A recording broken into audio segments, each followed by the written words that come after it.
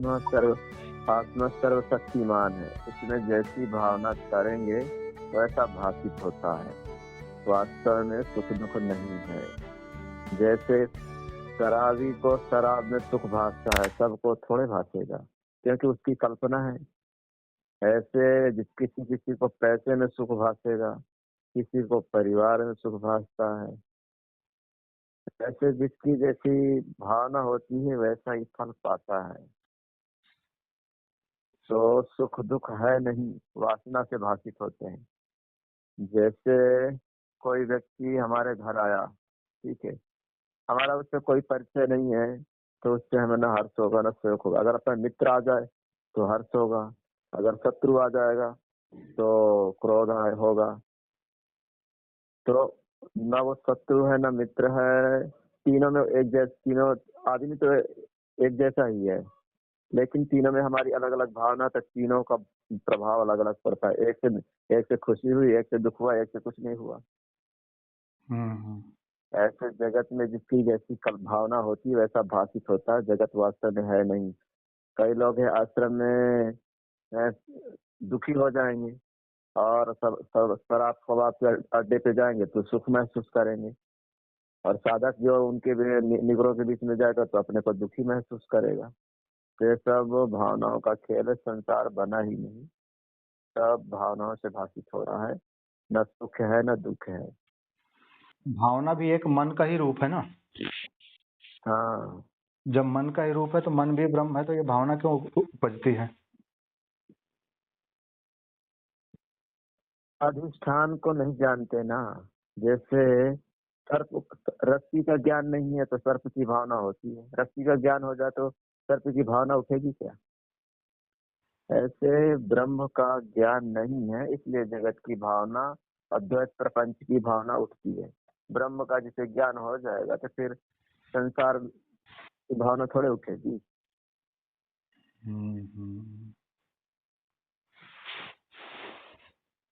जैसे आपने जान लिया कि ये रस्सी है, तो उसमें फिर सर्प की भावना उठेगी क्या? नहीं उठेगी। नहीं उठेगी, क्यों? क्योंकि जान लिया तुमने। हाँ, वही चीज है, जिसका भी गुटखा खाने वाले होते हैं, शराबी होते हैं, तो उनको सुख बुद्धि उसी में है, तो वो नहीं छूटता। और जो साधक हैं, साधना पथ में चल रहे हैं, तो उनको ये हो जाता है कि ये विलासी चीज है, ये तमोगुणी है, तो वो फिर उनसे तो दूर, उनको उनके सामने हाँ, रखा भी जाए, दिया भी जाए, तो भी वो बेचारे दूर से ही राम राम बोल देते हैं कि ठीक है। बीड़ी में कोई सुख नहीं है, लेकिन जो पीते हैं तो आदत का सुख हो जाता है, आदत से सुख भाषित होता है उसमें। ऐसे ही जगत में कहीं भी कोई भी सुख नहीं है। वास्तव में देखा जाए तो जगत में कहीं भी सुख नहीं। तो तीनों गुणों में जैसी जिसकी प्रवृत्ति होती है वैसा सुख भाषित होता है। हमें, हम लोगों को सात्विक प्रवृत्तियों में सुख भासता है, राजसी लोगों को राजसी प्रवृत्ति में सुख भासता है, तामसी लोगों को तामसी प्रवृत्ति में दुख सुख भासता है। वास्तव में तीनों में सुख नहीं है। हम लोग अपने को चतुर भले समझ लें, लेकिन हम भी उन्हीं के पड़ोसी हैं। क्योंकि सात्विक प्रवृत्तियों में कर्म तो कर्म होते हैं, सात्विक राजस तामस तीनों प्रकार के कर्म है। अपने को कर्ता मान के तो सात्विक प्रवृत्तियों में अपने को सुखी मानते हैं, तो ये तो अविद्या है। अविद्या से हम भी फंसे हुए हैं। सात्विक वृत्ति अगर होती है, प्रवृत्ति होती है, तो फिर उसकी बुद्धि है, सूक्ष्मता को विचार करने के लिए तो प्रबल होती है ना, कि हाँ, ये क्या सही है, क्या गलत है, वास्तव में सत्य क्या है, असत्य क्या है, जीव क्या है, धर्म क्या है, कर्म क्या है।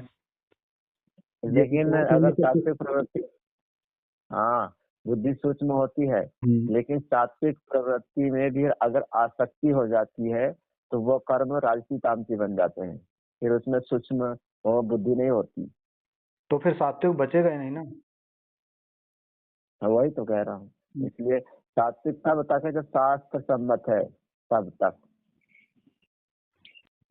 सात्विक प्रवृत्ति अगर सावधानी न रखे जाए तो वो भी संसारी प्रवृत्ति बन जाती है। सही है। एक जगह लिखा था कि ईमानदारी से किया गया व्यवहार भी भक्ति बन जाता है, और बेईमानी से की गई भक्ति भी व्यवहार बन जाती है। इसलिए सात्विक प्रवृत्ति में सावधानी। दूसरा, अपने को कर्ता नहीं मानना, कर्ता नहीं मानना। प्रकृति क्रियमाणानि गुणैः कर्मणि सर्वथा अहंकार विमूढ़ात्मा कर्ता मन्यते। कर्ता हम है ही नहीं, हम तो आत्मा है, हम कुछ कर ही नहीं सकते। प्रारब्ध वेग से जो सेवा कार्य मिला है कर दिया, नहीं तो कर्तापन हावी रहता है तो फिर वो रजस तमस की ओर ले जाता है, तो फिर जो सेवा का साधना का फल होना चाहिए वो नहीं होता। इसलिए इधर भी सावधानी की बहुत जरूरत है। अपने को कर्ता मानेंगे फिर कर्म से उसमें आता है, एक बापू जी के सत्संग में आता है कि पहले तो संसार से वैराग्य होना कठिन है, वैराग्य हो गया तो फिर कर्म कांड में लग गए, कर्म कांड से मन हटना कठिन है, कर्म कांड से हट गए तो फिर उपासना में लगना कठिन है, उपासना में लग गए तो फिर तत्वज्ञानी गुरु मिलना कठिन है, तत्वज्ञानी गुरु मिल गए तो उनमें श्रद्धा होना कठिन है, श्रद्धा हो गई तो सात्विक श्रद्धा होना कठिन है। हम लोग क्या सोचते हैं कि हमें श्रद्धा है गुरु जी पे, श्रद्धा है क्या हमारी? है श्रद्धा? श्रद्धावान लभते ज्ञानम। हाँ, श्रद्धा होती तो ज्ञान हो जाना चाहिए। श्रद्धा है क्या हमारी? यही। पानी को अगर 100 डिग्री नहीं उबालेंगे तो भाप नहीं बनेगा। हम्म, तो वैसे श्रद्धा अगर 100% में होगी तो गुरु के वचन जो तत्वमसी आदि के जो उपदेश देना चाहते हैं वो हृदयस्थ नहीं होंगे। हम्म, हे राम जी, मन बुद्धि अहंकार तन्मात्रा और इंद्रियां सब ब्रह्म ही के नाम हैं और सुख दुख कुछ नहीं। अहम आदि जो शब्द हैं उनमें भिन्न भिन्न भावना करना व्यर्थ है। अपना अनुभव ही अन्य की नाई प्रतीत होता है। जैसे पहाड़ में शब्द करने से प्रतिध्वनि जो सुनाई पड़ती है वह अपना ही शब्द है, उसमें और की कल्पना मिथ्या है। जैसे स्वप्न में कोई अपना सिर कटा देखता है, वह व्यर्थ होने पर भी उस समय सत्य जान पड़ता है। जिसको असम्यक ज्ञान होता है उसको ऐसे ही भ्रम होता है। हे राम जगत जी। सत्य क्यों भाषित होता है? जगत सत्य क्यों भाषित होता है? क्यों भाषित होता है सत्य? असम्यक ज्ञान। असम्यक ज्ञान क्या है? रस्सी को रस्सी जान लो तो सम्यक ज्ञान हो गया, और रस्सी को सांप देखोगे तो असम्यक ज्ञान। हम्म, हम्म। यानी संसार का सम्यक ज्ञान क्या होगा और असम्यक ज्ञान क्या होगा? संसार वास्तव में कुछ है ही नहीं है सर्व। जैसे जैसे जल में सब कुछ जल ही जल है, बुदबुदे के रूप में भी जल ही है, फेन के रूप में भी, झाग के रूप में भी, अलग अलग लहरों के रूप में भी जल ही जल है। वास्तव में सब जल ही है। ऐसे ही जितने भी दृश्य देख रहे हैं, दृश्य प्रपंच दिख रहे हैं, ये सब ब्रह्म ही है। ब्रह्म से कुछ भी। तो फिर सब ब्रह्म ही है, हम्म, तो फिर भय नहीं होना चाहिए। ब्रह्म को ब्रह्म देखो, हमें अपने आप से भय तो नहीं होता कभी, हम्म। तो सब ब्रह्म ही ब्रह्म है तो फिर भय क्यों होता है? वो बोलते हैं ना, भूल या जब ही आपने तभी होगा खराब, जो बापू जी सत्संग में बताते हैं। तो हम अपने आप को भूल जाते हैं। जैसे जल अपने आप को भूल करके अपने आप को तरंग समझने लगा कि नहीं, मैं जल से अपने आप को पृथक मान लिया। पर एक दूसरी लहर टकराएगी तो बोलेगा नहीं, इसने मेरे को मार दिया, ये मैं छोटी लहर हूँ, वो बड़े लहर है, वो मेरे को दबा देगी, ऐसा करके। तो अपने अपने स्वरूप से जो ही हम ही पृथक हुए तो ये सब चालू हो जाता है। तो पृथक तो सदियों से है, अभी कौन सा एक है? एकता के लिए क्या ब्रह्म देखो, सत्संग सुन लेते हैं हम लोग। जब वृत्ति हम्म। अंतर्मुख होती है तो सपना दिखता है, जब वृत्ति बहिर्मुख होती है तो जागृत का जगत दिखता है, जब वृत्ति जड़ीभूत हो जाती है तो सुसुप्ति हो जाती है, ना जागृत दिखता है ना सपना दिखता है। और जब वृत्ति ब्रह्माकार हो जाती है तो सब ब्रह्म में भाषित होता है। हमारी वृत्ति 3 स्थितियों में ज्यादा से ज्यादा घूमती है, जागृत, स्वप्न और सुषुप्ति में। वृत्ति हमारी ब्रह्माकार नहीं होती तब तक ब्रह्म बोध होता नहीं, और जब तक ब्रह्म बोध नहीं होता तो द्वैत का जो भ्रम है, संसार की जो भ्रांति घुस गई, तो बाधित नहीं होगी, निवृत्त भी नहीं होगी। अब ब्रह्म का बोध कैसे हो? एक तरह से तो दो बातें हो गई ना। पहली बात की, हम संसार के प्रपंच में, जब संसार की प्रवृत्ति में होते हैं तो अपने अकर्ता अभोक्ता परमानंद स्वरूप आत्मा से हमारी वृत्ति हट जाती है, अपने को शरीर मानने लगते हैं। और जब विचार करते हैं तो अपने को ब्रह्म मानते हैं। तो अभी प्रश्न उठता है इसमें कि जिसने रस्सी समझ लिया तो उसको फिर व्यवहार करे तो क्या उसको सर्प की भ्रांति होगी? सर्प की भ्रांति हो रही थी किसी को, अब उसने जान लिया कि यह रस्सी है और व्यवहार करने लग जाएगा तो क्या उसका सर्प का की भ्रांति फिर से होगी क्या? वो कैसे होगी? तो फिर अगर हमने फिर आपको ब्रह्म जान लिया तो फिर व्यवहार में कैसे भ्रांति होगी? एक मिनट, जैसे होता ना कि चलो 2-4 लोग बोलते हैं कि भाई अंधेरे में हो, रस्सी पड़ी हुई है, अंधेरे में हो, बोले नहीं ये रस्सी है, फिर वो सब लोग बोलकर चले गए। एक स्वाभाविक दृष्टि से बात कर रहे हैं, सब लोग बोलकर चले गए कि भाई ये रस्सी है, तब अंदर से लगेगा कि हाँ सही बात है। पर फिर एक होता ना कि लाइटों का रोशनी का थोड़ी से लहर आता है कि इधर से रोशनी आई, उधर से रोशनी आई, तो जिसके कारण वही रस्सी लगता है कि हिल डुल रही है, तो अंदर से होगा कि नहीं ये रस्सी नहीं, ये सांप है। तो अब बात आ गई ना निकाल के सामने। हाँ तो वही मानी हुई रस्सी हमने जाना नहीं था, माना था, इसलिए भ्रांति हुई। ऐसे हम जगत को जाना नहीं, माना है, तभी इधर उधर होता है। तो फिर मानने भर से तो काम चलता है नहीं, जानेंगे कैसे? महापुरुषों ने कैसे जाना? उन्होंने केले के पत्ते को जैसे अपन छीलते जाते हैं तो कुछ नहीं बचता, तो ऐसे मान्यताओं को खोजना पड़ेगा, एक एक निकालना पड़ेगा कि हम क्या अपने आप को मान रहे हैं, हम कहाँ अटके हुए हैं, हम कौन है, मैं मेरे का जो भान हो रहा है वो क्यों हो रहा है, किसकी सत्ता से हो रहा है, वृत्तियों का कहाँ से उद्गम हो रहा है, विचार कहाँ से आ रहे हैं। तो ये जब हम पढ़ते, जो मान्यताओं के पढ़ते हैं ना, उतारेंगे। अब यही चीज हम नहीं कर पा रहे। मेरी समझ में जो आया इतने दिनों में आश्रम में रह के, पहले तो देखो संसार से वैराग्य नहीं है, संसार से वैराग्य पूरा नहीं है, कुछ कहीं ना कहीं कमी है। फिर दूसरा कर्म कांड आता है। कर्म कांड में हम इतना उलझ जाते हैं कि स्वाध्याय भूल जाते हैं। सत्संग कर्म कितना, सेवा कितना, 8 घंटा करते हैं, 2 घंटा भी हम शास्त्र चर्चा को, शास्त्र अध्ययन को नहीं देते, 4 घंटा साधना कर लेंगे। लेकिन जो स्वाध्याय जिसे ब्रह्म ज्ञान का, या परोक्ष साधन में तो खूब लगते हैं, लेकिन प्रत्यक्ष साधन में कोई 1 घंटा भी नहीं देता। जिससे ब्रह्म ज्ञान होगा उसके लिए 1 घंटा टाइम नहीं है, और जो ब्रह्म ज्ञान का अवान्तर साधन है, प्रत्यक्ष साधन नहीं है, उसके लिए 8-8 घंटा, 6-6 घंटा दे देते, 4-4। ये गलती हो जाती है।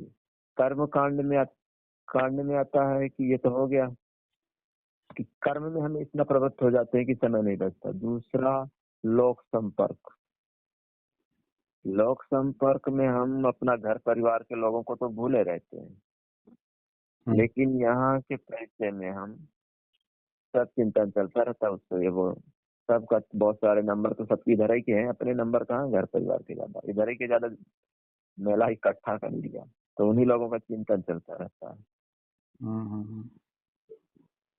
तो फिर एक मोबाइल है, एक चीज है, ये कलयुग का सबसे बड़ा असाधन है, बहुत बड़ा असाधन है। इसमें हम किसी की भी जिंदगी में देखें तो हर व्यक्ति मोबाइल का उपयोग करता है, लेकिन वो सत्संग के लिए कितना उपयोग करता है? सत्संग सुनने में कितने घंटे से होता है। हर आदमी 2-4 घंटा तो मोबाइल चलाता ही है। और चर्चा करते हैं तो क्या चर्चा करते हैं, द्वैत की चर्चा करते हैं, इधर ऐसा हो गया, संसार को सत्य समझ के ही चर्चा करते हैं। अब हमें क्या करना है कि दुनिया क्या करती है नहीं देखना, हमें तत्परता से ध्यान रखना पड़ेगा कि इतना लंबा अरसा गुजर गया, अभी तक साक्षात्कार क्यों नहीं हुआ। उन अड़चनों को जब तक नहीं निकालेंगे ना, तो अभी और कितना भी समय गुजर जाएगा, काम नहीं होगा। बड़ा विचित्र खेल है यार सत्ता। एक सब बाबू जी बोलते 40 दिन में हो जाए, फिर बोलते 6 महीने में हो जाए, बोले साल भर में हो जाए, और यहाँ 20-20 साल हो जाते हैं। कितना बड़ा आश्चर्य है था। हाँ, एक बात और, नियम निष्ठा की कमी है। हम लोग दोनों टाइम शरीर की खुराक देते हैं जो हम नहीं है, उसके लिए खाने पीने नहलाने धुलाने के लिए समय मिल जाता है, लेकिन जब हम है वास्तव में आत्मा, उसके लिए टाइम नहीं। कितनी बड़ी विडम्बना है हमारी। तो रुचि नहीं है ना, रुचि नहीं है। देखो गृहस्थ में ज्ञान होना असंभव सा है, असंभव नहीं है, असंभव सा है, क्योंकि सकाम कर्म करते रहते हैं वो लोग। ज्ञान होना कठिन क्यों है, क्योंकि हम कर्म कांड और लोक संपर्क में इतना मशगूल है कि आत्मचिंतन की फुर्सत नहीं है, और आत्म विचार से ही ज्ञान होना है, और उसी के लिए फुर्सत नहीं है हमारे पास। कभी 1 घंटा बैठ के शांति से मनन करते हैं क्या ना। सही है। तो कुल मिला के हमें अब शास्त्र अध्ययन पे जोर देना पड़ेगा, और उसका विचार, बारंबार विचार, राम जी वशिष्ठ जी कहते हैं, विचार जायते तत्वम तत्वात् विश्रांतिर आत्मनि अतः मनः शांतम तम सर्व दुख परिचय। हे राम जी, विचार से ही तत्व ज्ञान होगा, कर्म से नहीं। कर्म तो सारी दुनिया कर रही है, जानवर भी कर रहे हैं, बस इतना फर्क है कि हम पैसे नहीं लेते, हम पैसे लेके काम करते हैं, लेकिन इसे कर्म तो कर्म है ना। क्रिया से ज्ञान क्रिया साध्य नहीं है, विचार जरूरी है, और विचार के लिए वैराग्य अभ्यास जरूरी है। जिसको असम्यक ज्ञान होता है उसको ऐसे ही भ्रम होता है। हे राम जी, ब्रह्म सर्वशक्तिमान है, उसमें जैसी भावना होती है वही भाषित होते हैं। जिसको सम्यक ज्ञान होता है वह उसे निरहंकार, सुप्रकाश और सर्वशक्तिमान देखता है। कर्ता कर्म करण संप्रदान अपादान अधिकरण, यह जो अष्टकारक बुद्धि हैं सो सब सर्वत्र ब्रह्म ही हैं। ब्रह्म ही अर्पण, ब्रह्म ही हवि, ब्रह्म ही अग्नि, ब्रह्म ही होत्र, ब्रह्म ही होमने वाला, और ब्रह्म ही फलदाता है। ऐसा जानने वाले का नाम ज्ञानी है, और ऐसा ना जानना अज्ञान है। जानने वाले का नाम ब्रह्मवेत्ता है। हे राम जी, यदि चिरकाल का बांधव हो और उसको देखिए तो जानिए कि बांधव है, और जो देखने में ना आए और उसका अभ्यास दूर हो गया तो बांधव भी अबांधव की नाई हो जाता है। वैसे ही अपने ब्रह्म स्वरूप को जानो। जब भावना होती है तब ऐसा ही भाषित होता है कि मैं ब्रह्म हूँ, और द्वैत कल्पना लीन हो जाती है। सर्वत्र ब्रह्म ही भासता है। जैसे जिसने अमृत पान किया है वह अमृतमय हो जाता है, और जिसने नहीं पान किया वह अमृतमय नहीं होता। वैसे ही जिसने जाना कि मैं ब्रह्म हूँ वह ब्रह्म ही होता है, और जिसने नहीं जाना उसको नानत्व कल्पना रूप जन्म मरण भाषित होता है, और ब्रह्म अप्राप्त सा प्रतीत होता है। हे राम जी, जिसको ब्रह्म भावना का अभ्यास है वह अभ्यास के बल से शीघ्र ही ब्रह्म हो जाता है। ब्रह्म रूपी बड़े दर्पण में जैसी कोई भावना करता है वैसा ही रूप देख पड़ता है। मन भावना मात्र है, दुर्वासना से स्वरूप का आवरण हुआ है। जब वासना नष्ट होती है तब निष्कलंक आत्म तत्व ही भासित होता है। आ गई ना सार बात। जैसे शुद्ध वस्त्र पर केसर का रंग शीघ्र ही चढ़ जाता है, वैसे ही वासना से रहित चित्त में ब्रह्म का निश्चय होता है। हे राम जी, आत्मा सब प्रकार की कल्पना से रहित है और तीनों काल में नित्य, शुद्ध, सम और शांत रूप है।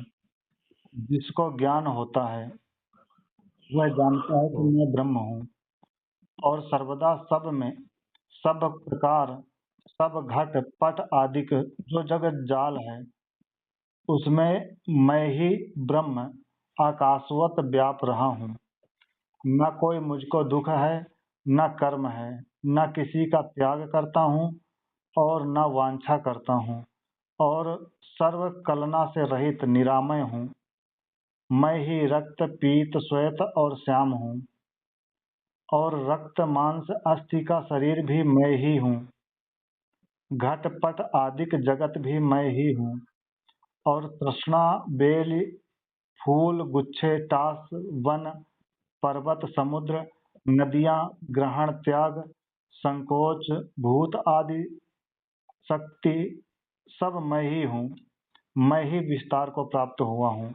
वृक्ष, वृक्ष बेली, फल, गुच्छे जिसके आश्रय से फूटते हैं वह चिदात्मा मैं ही हूँ और सब में रस रूप मैं ही हूँ।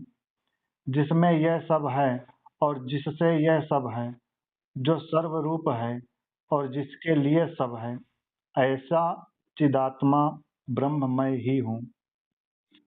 जिसके चैतन्य, आत्मा, ब्रह्म, सत्य, अमृत, ज्ञान रूप इत्यादि के नाम है, ऐसा सर्वशक्तिमान चैतन्य, ऐसा सर्वशक्तिमान चिन्मात्र, चैत्य से रहित, प्रकाश मात्र, निर्मल, सब भूतों का प्रकाशक और मन बुद्धि इंद्रियों का स्वामी मैं हूँ।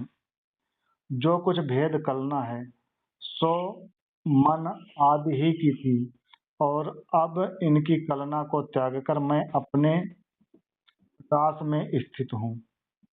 शब्द, स्पर्श, रूप, गंध आदि के जो सब जगत का कारण है उन सब का चैतन्य आत्म रूप ब्रह्म निरामय, अविनाशी, निरंतर स्वच्छ आत्मा, प्रकाश रूप मन के उत्थान से रहित मौन रूप मैं ही हूँ और परम अमृत निरंतर सब भूतों में सत्ता रूप से मैं ही स्थित हूँ।